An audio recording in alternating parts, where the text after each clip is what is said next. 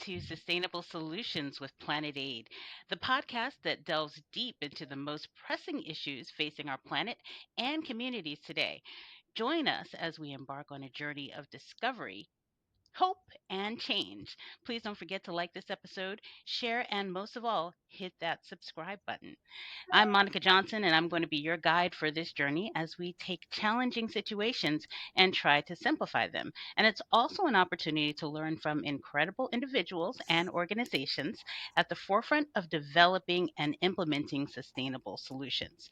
Change is not only possible, but it's essential, and it begins with understanding. And today, we're going to be talking to Lisa Jepsen, CEO of Garson and Shaw, which is a global wholesale supplier of used clothing and related items. Hello and welcome, Lisa. Hello, and thank you for having me. Oh, sure. We were looking over that report and we just thought it was fantastic. It has so much information in it. So we just want to talk a little bit about the report that's promoting the circular economy and secondhand clothes. So first of all, before we get into that, Lisa, can you tell us a little bit about Garson and Shaw and how is the company started? What does the company do and why do you do it? So, Garson and Shaw is one of the largest wholesalers in used clothing globally, and we are based in Atlanta, Georgia, but we are working worldwide with this business, exporting clothes to. We work in 46 countries where we have been selling the clothes to over the last 25 years. And we started small, like everybody, and were actually in the beginning mostly selling the clothes from collectors like Planet 8. Mhm. But then later we expanded our business and we are now selling clothes from different charities and for-profit companies. And we are moving around like 700 to 800 loads every month. So we are one of the biggest wholesalers. But at the same time, we are also working a lot with information about our business, information about sustainability, information about reuse before recycling. That is our main message. That is that this is what should happen with the used clothing. It should be reused until the end of life. Mhm. And that's such a great message because, we live a lot of times in such a disposable society. Like, you wear something for just a little bit and then, now you're just ready to throw it away. But I love the message of reuse because if you can't use it, somebody else really can. Yeah. So, Lisa, tell me a little bit about your role at Garson and Shaw. Well, I'm What the and also why did you become involved with the organization? I imagine it's a passion. well. I have for many years. I have been very interested in uh, how can we support the environment? I'm the CEO of the company and as such have been here from the very beginning when we started in Atlanta and also been doing this same business in Europe before I moved to Atlanta. Mhm. I'm originally from Denmark, as you can hear on my accent. It's not it's not pure American, but I've been working worldwide for many years, and I have seen the benefit of the used clothing in the global South. How much it mean for the society? How much you can support the livelihood of many people, families who can get food on the table, the kids can come to school, and so on. So I have always been interested in these things and wanted to be a part of it. And then I got the opportunity at some point to be a part of this fantastic business, and yeah, the rest is history. And now And we you are here. and you know what is funny to me, because your organization is not very big as far as a lot of people in it, No. but you're small but mighty. You definitely are. Yes. Yeah, but So, it's also because we do not have the production part of it like mhm, Plandate has. mhm, But we are the connection between the clothes that are collected in the US and also in Europe, mhm. and to connect it with people in wherever in the world who needs this clothing, who Very needs good. access to affordable clothing, and it's just such a great business. But yeah, you're right. We have a very strong sales team. We have very strong logistics team, because to get it transported is of course the biggest challenge Yes. in this business. So let's talk a little bit about the environmental effects, or the benefits, I should say, of reusing clothes in the circular economy. That's really what the report is about. So tell us a little bit about that. Yeah, it's there's a lot of facts in this, but for sure the secondhand clothing sector, it has a very big environmental impact. The secondhand clothes is I think it's the 10% of all the global carbon emission comes from textile production. Mm, And if we don't reuse these clothes or these textiles that has already been produced, then it will just continue producing more and more. It In the US, there's 10.4 billion items of wearable clothing, which is equal to 4,000 truckloads per week that are thrown to the trash in mm, by the US consumers. wow. And our research shows also that it is actually very much the younger generation that are trashing their clothing when they don't use it anymore. Mm, And it's of course because the cheap fast fashion have a very big influence on what you need to wear, how much you need to change your clothes, and also to buy a lot of stuff that you don't need. So many people have clothes hanging in their closet that they have never worn, and then at some point they look at it and say, oh, I don't want that, I didn't wear that. So mhm, then they just throw it to the trash, mhm. which is very sad that this is happening. And it's also wasteful, Very, very because wasteful. mhm, um, because somebody can wear it. Yeah. Garson and Shaw recently released your Promoting the Circular Textile Industry report. Can you give us a brief overview of the report and the main points? What do you hope to accomplish by publishing this report? Our main goal is to educate both the public but also the lawmakers in country, because we believe that education is needed very much. The secondhand sector has a significant environmental impact. The main thing is that it is slashing the carbon emissions Mm, significantly and support the fight against climate change. Another side of the second-hand sector, or also, uh, is that the second-hand sector is a significant contributor for job creation in the US. It's estimated to have supported 337,000 jobs in the US in 2023. wow. And it compares, for example, with the apparel manufacturing that's happening in the US, which employed just under 90,000 people at the start of 2024, because obviously most of the new clothing is produced in other countries, Hmm. where the labor is cheaper. Right.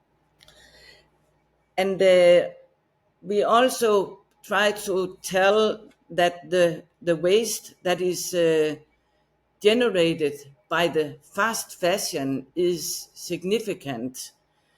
In our research, we found that each year 10.4 billion items of wearable clothing, which is equivalent to 4,000 truckloads per week, are being thrown in the trash by US consumers. Goodness. So we think that transitioning to a circular economy, it is crucial for a sustainable development. And the the report is telling that we have to move away from this wasteful society and reuse the resources that has already been created. So this is our goal is to educate and to show the public and the lawmakers that this is very, very important in the whole discussion that is now around the textile recycling. That's really good, and I love that you talked about the lawmakers because that's very important. You're trying to get their ear, and this is a very solid way of doing it is by just reporting the facts about what's going on. So, and that's wonderful. And I'll ask you a little bit about that a little later. But let's talk about some of the major numbers in this report. And I think I'll probably be a little bit repetitive, so please Yeah. bear with me. But we saw that the world textile recycling rate is roughly about 15%. Um, and so, can you kind of contextualize that for us? What does that mean? Because sometimes we look at numbers and we say, well, maybe that's not too bad, 10, 15%. What does that really mean?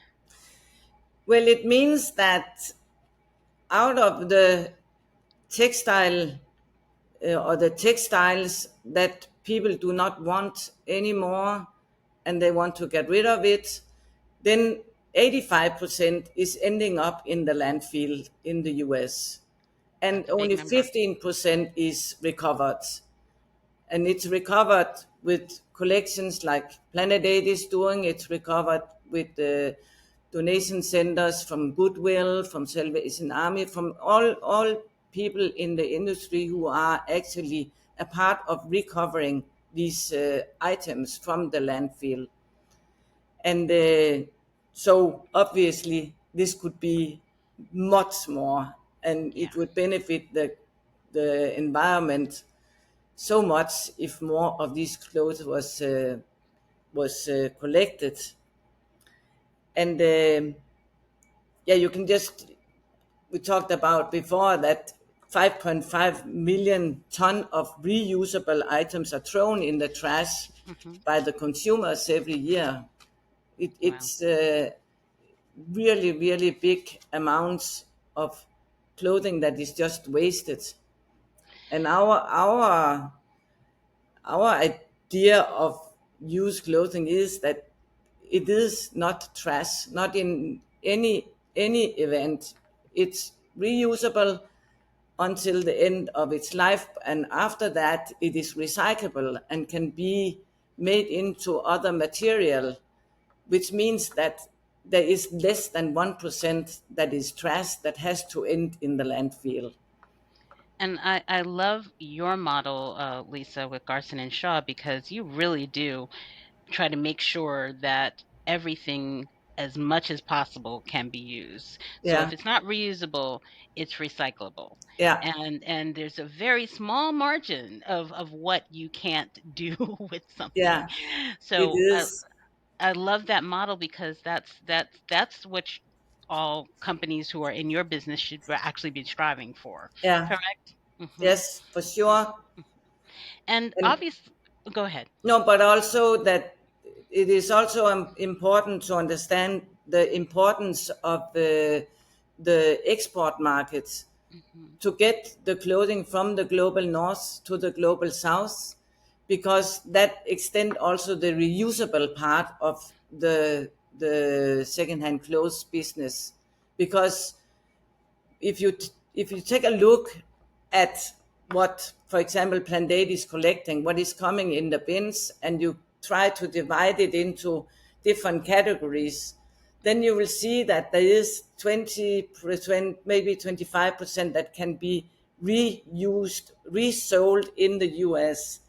And then if you take this clothes, the whole product that Plant Aid is collecting, and send it to Central America, for example, then that 25% suddenly become 60% that can be reworn, because they need affordable clothing, and they need Mhm. the cheap clothing as well, and they can sell the lower quality that you probably cannot sell in a thrift store in the Mhm. US.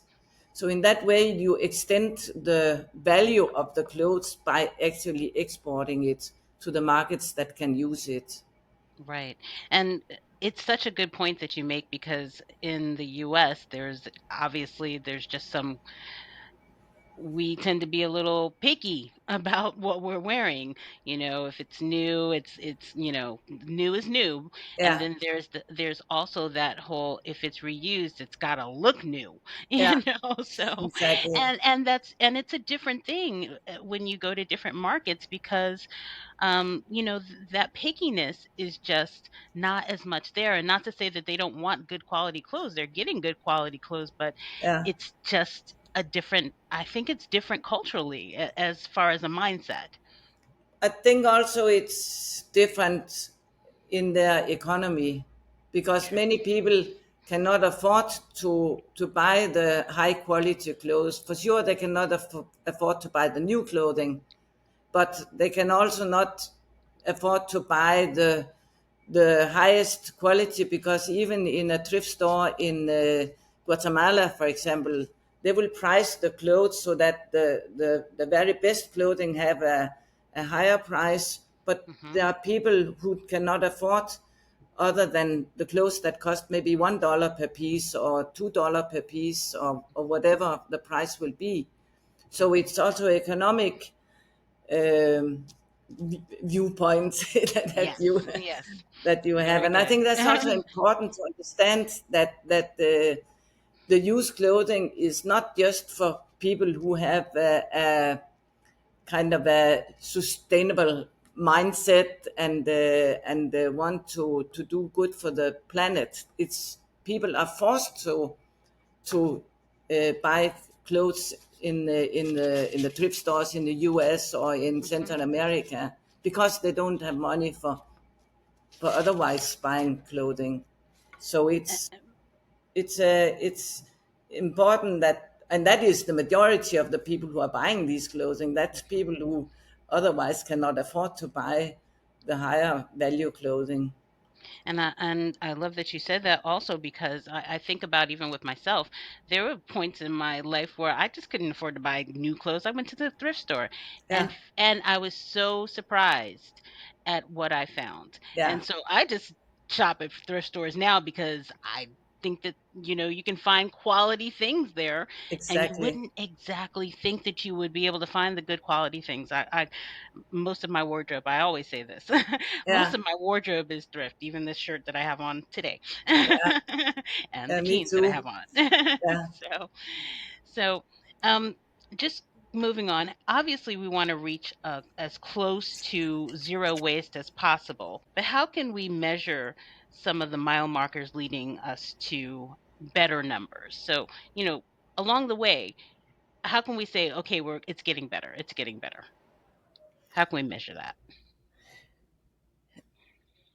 I think you can say that even if young people in general are caring about the environment and climate change, then they are also very influenced from the power of the fast fashion and the advertisement they're daily bombarded with. And and I think it's hard to say how we can go against that part, Hmm. because there's a big money behind that, and they can afford to do these things. Right. But I think the only thing we can do is to keep promoting the secondhand clothing industry. We have to get out there and promote it everywhere where we can have influence by the lawmakers, and also just like before we said with the public, so that we have the chance to tell about the benefits of the used clothing, and also to tell that it's not trash. For example, we have to get that into the mindset of the people, that it is not trash, that it is good to uh, to recycle and to reuse. I I don't. I think the only way we can do this is step by step, keep the awareness up about this issue. And you all are very good at this, because not only do you do this report, you do, I think you do it every 2 years, your conference, where Yeah, you bring people from around the world to talk about this issue, and why it's better to try to reuse before yeah, recycling. And I was privileged enough to go to that conference in Costa Rica. I learned so much in that conference, and I have to say that I was really humbled by the fact that there were so many people in the room, and all had that same purpose to try to promote the secondhand industry, and wherever they fell in the secondhand industry. yeah, hmm So I think you all are doing a great job as far as education, and even with your social media, pushing that out as well. So, definitely follow Garson and Shaw if you want to get more information thank about you. recycling And and reuse. we are actually also making. We have made a couple of documentaries about the used clothes business, where we try to follow the clothes from collection all the way to the final consumer in Central America, or in Africa, or wherever we are selling the clothing.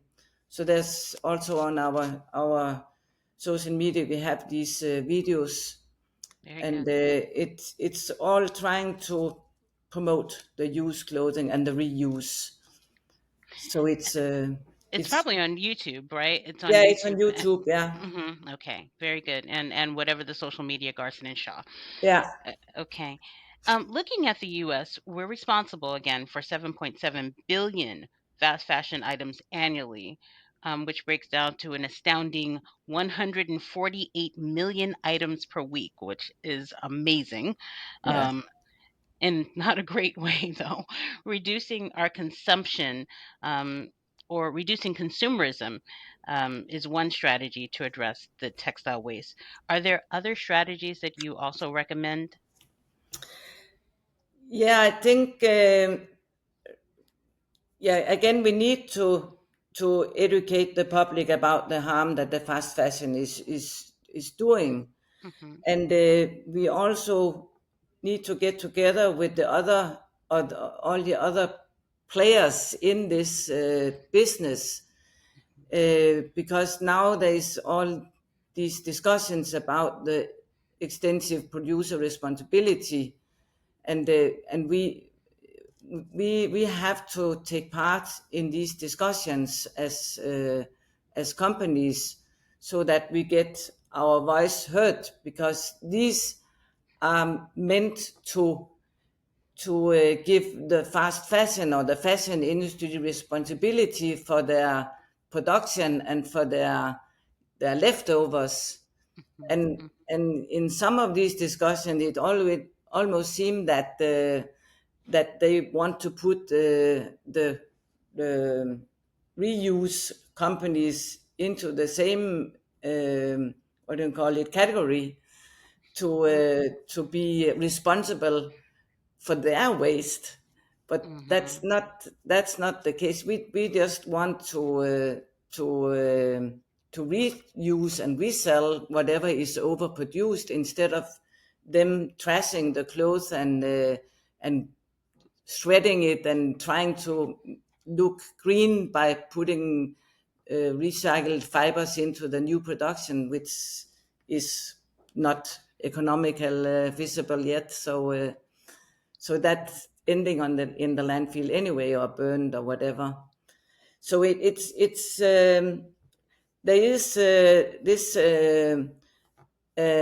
America's Act that is now discussed in Congress, and we think that it is very important that this money that are coming available, if the law goes through, then it should be used to develop this the reuse sector in the US, and also to open up new developing markets for used clothing for export in so that because there are the discussion when when when when is the clothes not wearable anymore, Mhm.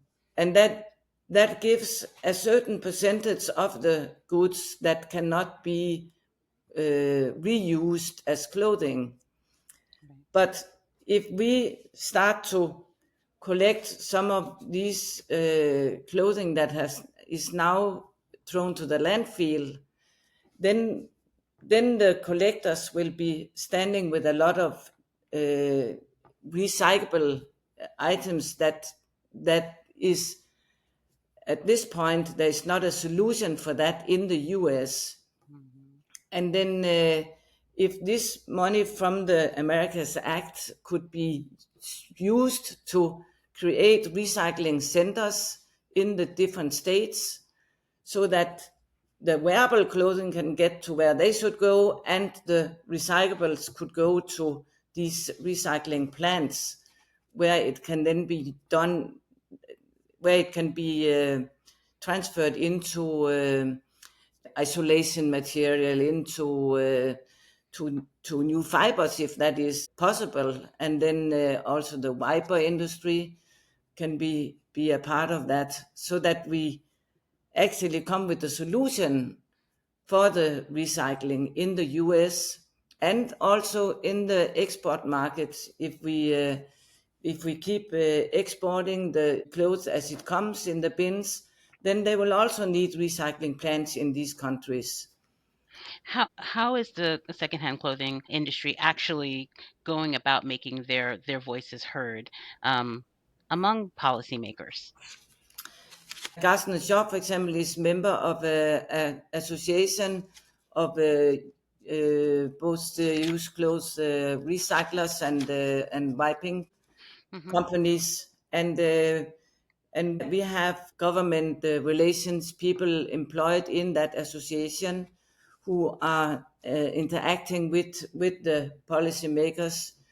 We are also involved in the EPR discussions in California, which is the place or the state where they are furthest with this whole discussion. Hmm. And it's just about being heard wherever you need to be heard. Blendate was also in discussions with the US Government Accountability Office, with a visit with, I think there was like 4 or 5 people coming to learn about the business.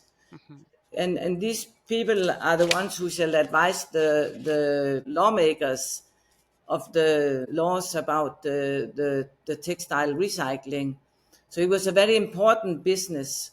And I think Plan 8 managed to really show them also all the way down to the production, and to what is it that they are collecting, what are people giving away, what are they donating, and this kind of things. We have to do that much more. We have to get them out to understand our business, to understand what is used clothing. It's Right. not trash, it's used clothing, it can be reused. That is such a important message to get to these people, and that's the only way we can influence, that is by educating. And one of the things just thinking about what you're saying is a lot of times policymakers things come on their desk and it's really just paperwork, Yeah, you know. But when you're able to take that tour and to actually see what's going on behind the scenes, then it makes you think a little bit more deeply yeah, about what's in front of you. yeah, yeah. And also, it's because it's not just about who's putting the most money on the table for you to make a law. It's also about what is reality. Right, right. Because I think that's what often happens when you sit behind your desk, and then the fast fashion industry they have enough money. So True.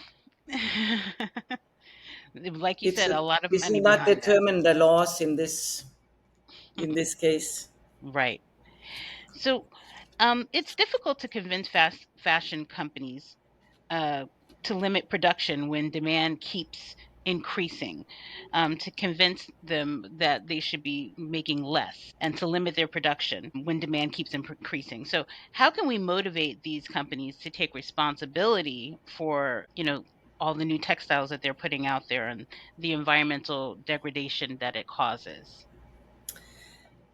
I actually think that the only way this can change is with the laws that should promote the circular economy. They're not going to do that by themselves. Mm, I think the laws have to be so tight and straightened so well that it's mandate that they actually follow the rules. It's I think now it's too easy just to say that you're green without mhm. being really green, and I think the laws have to be created so that it is not possible without actually doing something about it. That's really good. And when I think about that, it is very easy for you to just say that you're green and to bring back stuff to the store and we'll take care of it. And what happens once they bring the stuff back to the store? What happens to those clothing? We don't know. No, So a lot of times, so there's not a transparency to, how are you dealing with these clothes that you brought back? no, So, no. so just wanted to ask you, is it something that people can do because they demand a particular way for clothing to be made or for their clothing to be recycled? What can people do? Or are people going to need to step up to lawmakers and policymakers and make their voices heard? Is that something that can happen that could sway things? I think, like, you and I as individuals, I think the only thing we can do is actually personally to go against that tendency of having to have new clothes every day, having to Hmm. buy and buy and buy. And I think actually there's a good development in the US and also in Europe about not about starting thrifting, like buying thrift stores, and I think that's a growing part of the population who is Mm, actually doing it, okay. which is very good. You can also see, maybe not so much in the US yet, but I know from Europe that people are consuming less clothing now and are going more and more to thrift stores to buy their clothing because of the economy. Hmm. I think many people have a tight economy, and things are getting more and more expensive. And then they know that if they go to a thrift store, they get some clothing that lasts longer Hmm. instead of buying a cheap, um, I don't know what, dress from Shane or from Hmm. some other cheap fast fashion brands, and they Right. can only wear it once. Hmm. And I think it's a very good trend that is spreading, and I think that is what we should also promote. That Hmm. it is cool to go. thrift shopping, and you can get good clothing. You can actually get something that will last much longer than what you can buy for maybe the same price, brand new, from the cheap fast fashion. And you say that, and it's very funny because even in the report you talk about Generation Z or Gen Z who actually does, they contribute to a lot of the fast fashion, but they also do the predominant amount of the thrift store shopping as Yeah, well. So yeah, let's talk about that a little bit later. But yeah, but it's so interesting because it's almost like an awareness, but at the same yeah, time, there's also that need for fast fashion. But yeah, we'll get into that. A quote from Adam Minter, and I got this from your report, yeah. so I'll just read it. It says the circular economy wasn't invented recently. It wasn't devised during brainstorming sessions for the Green New Deal.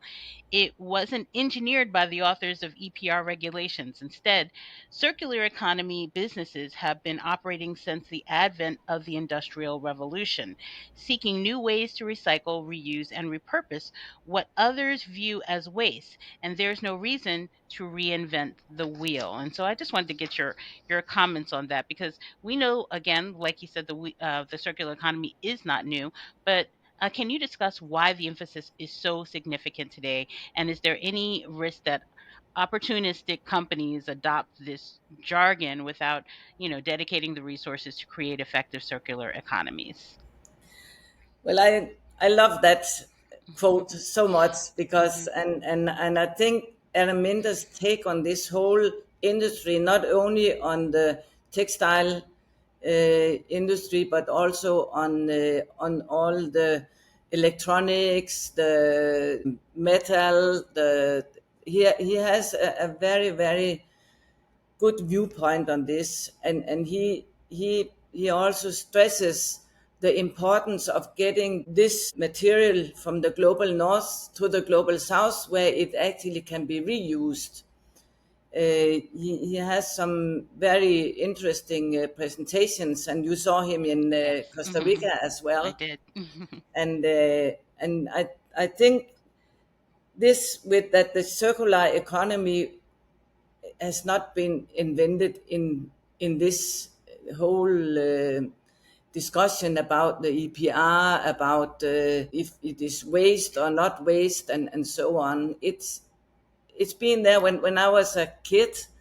Like, we all got reused clothing from our older sisters or brothers, or my mom was creating clothing from her own clothes for me Mhm. and my sister. Like, Wow. remember the first dress I had was made actually from the parachute from the Second World War, and my mom had a wedding dress. Her wedding dress was made from that parachute. Oh And my then goodness. later, my first dress was actually made from that wedding dress. So it's just been there all the time, Mhm.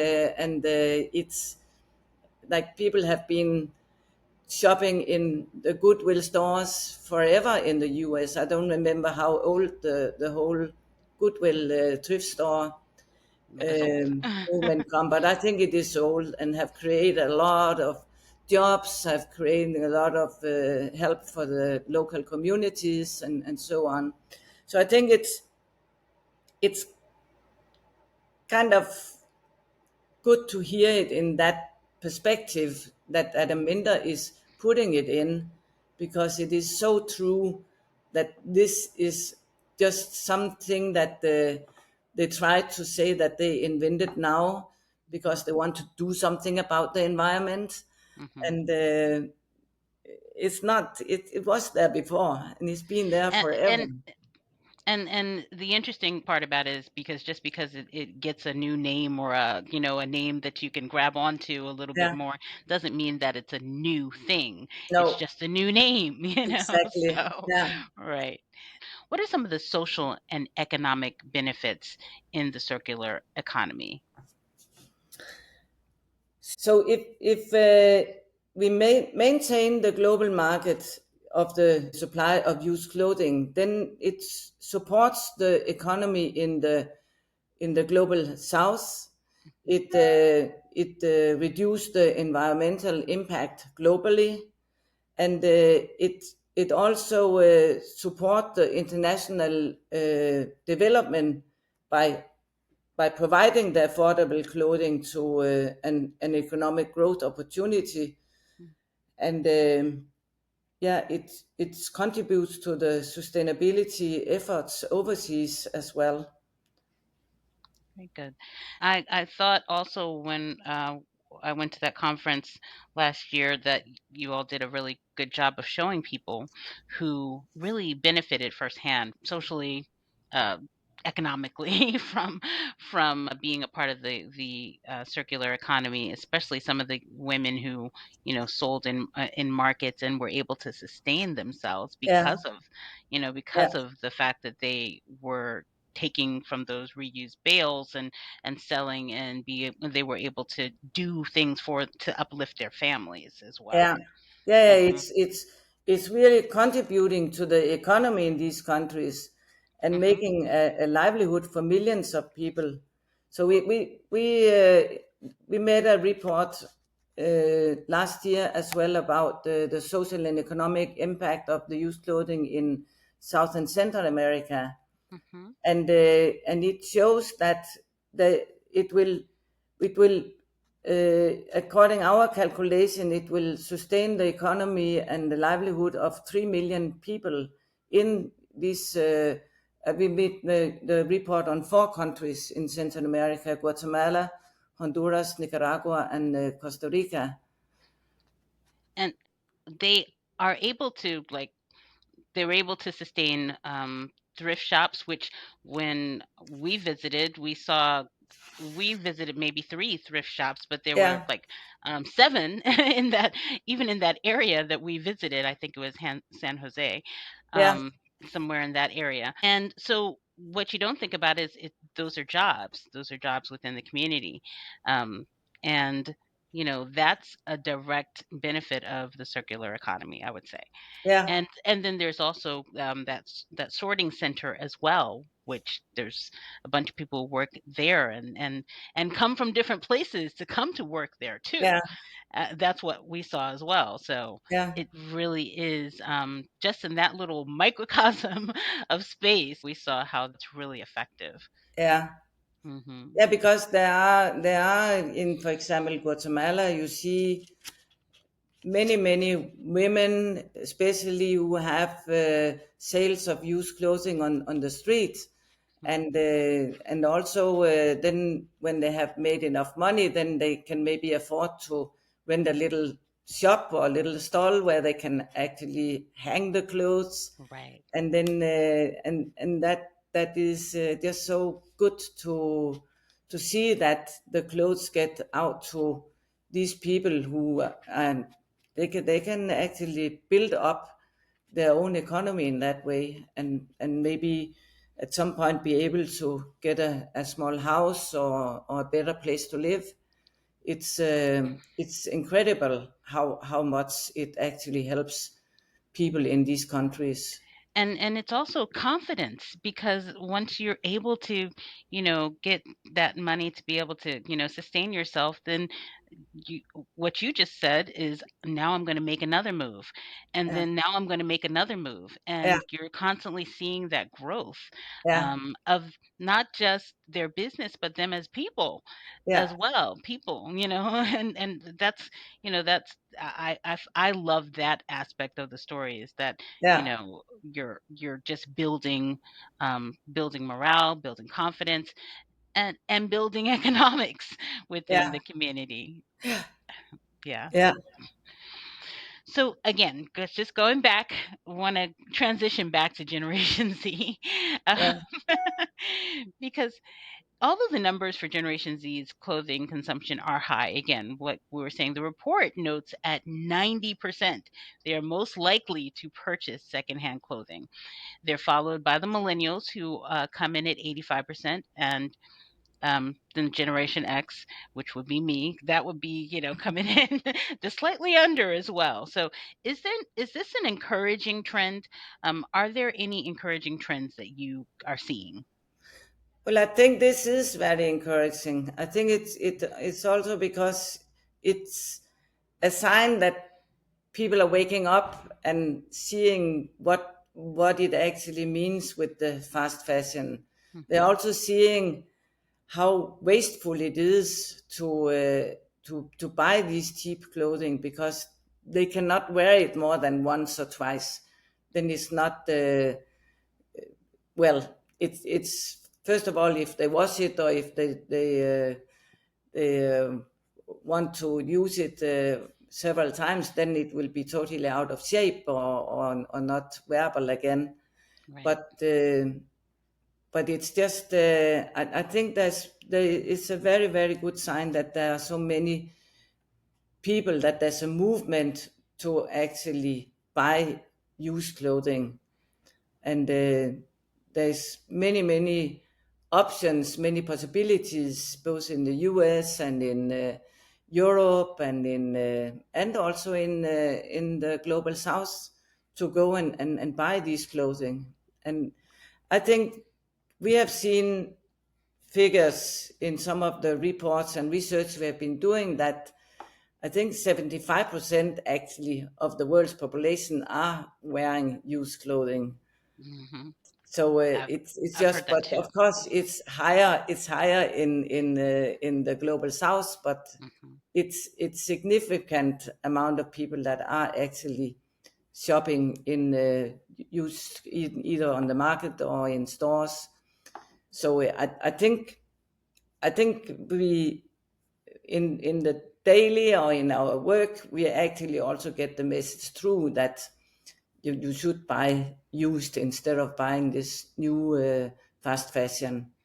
And I love the optimism, Lisa, because you're not just banging your head against the wall and nobody's listening, right? No, no, It's no. the message. The message is going through. Yeah, You know, um, and in the case of Generation Z, there's just, I think there's the one side and then there's the other, but there's no reason to think that um, after buying these secondhand clothing and also seeing the quality sometimes of this, yeah, why you would not kind of move away from the other ones because you're getting it for cheaper for one yeah, thing. yes, Um, and also you're also learning a lot about um, I think you're inundated sometimes on social media, some of because a lot of young people are talking about this as yeah, well. They're talking about stepping away from fast fashion and doing things like taking a couple of months off from even buying. So yeah, I've seen these kinds of trends as well. So yeah, that has to be very encouraging to you when you see things like that. yeah. Hmm. It is, and I think, well, I think the message is also that the only sustainable solution is reuse and buying secondhand clothes, because every item of clothing that's saved is good for the planet. So I Okay. don't think there's much more to to debate here. No, not at all. And that's it's good timing because this is my last question. In the grand scheme of things, with Garson and Shaw's promoting the Circular Textile Industry Report, what would you encourage our audiences to incorporate into their mindset, into their lifestyle as a sustainable solution? And I have a feeling I know where you're going to go, but go ahead. well, well, as I just said, that there is only one sustainable solution, and that is reuse before recycling. Very And good. it's we have to we have to work on this. We have to realize that every item of clothing saved is good for the planet. Very good. Thank you so much, Lisa. You took a lot of time with us to be able to talk about this, so I really appreciate it. Um, Thank you for, of course, being a guest on Sustainable Solutions. And we hope to hear from you again, just with some of the different things that Garson and Shaw has going on. We would love to just check in with you to see where you are and what you're doing, because we know you're always doing something. Thank you. Yeah. Thank you for joining us for this episode of Sustainable Solutions with Planet Aid. And we hope that you've been inspired by the ideas that we've explored today. And we encourage you to search for sustainable solutions that you can pursue so you can be a good steward in your neck of the woods and beyond. And just a few reminders for our listeners on our way out. If you want to stay connected with us and stay informed about the latest sustainable solutions, don't forget to subscribe to our podcast. And please feel free to share it with your friends, your family, and your colleagues. And feel free to reach out to us on social media or through our website and share your thoughts, your ideas, and your stories with us. We'd love to hear from you. And together, just know we can make a difference. Have a great day.